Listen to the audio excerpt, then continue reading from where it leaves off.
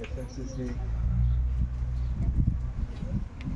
અત્રે પધારેલ ગ્રામજનો, શિક્ષકગણ તથા વાલા બાળકો, આજે આપણે શાળા પરોત્સવ અને કન્યા કેળવણી નિમિત્તે ઉપસ્થિત થયા છીએ.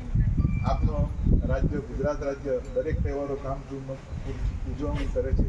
તે જ રીતે આજે આપણે શાળા પરોત્સવ ઉજવવા માટે ભેગા થયા છીએ. શાળા પ્રવેશ ઉત્સવ આપણે ફક્ત ઉજવણી પૂરતો ન રહે, પરંતુ તેનો જે સરકારનો મૂળ હેતુ છે એ સિદ્ધ થાય એવી આપણે કામગીરી કરવાની.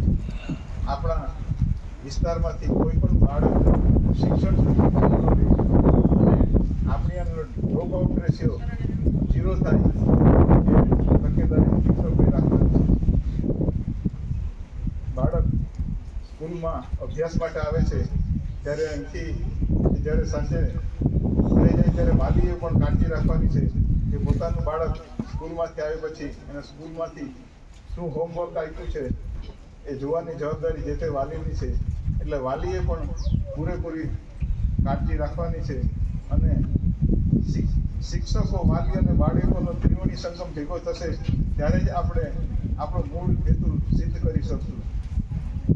આપણા ગામમાંથી બાળકો ઉચ્ચ શિક્ષણ સુધી પહોંચે, કોઈ ડૉક્ટર બને, એન્જિનિયર બને, એ જવાબદારી આપણી ઉપર રહેલી છે.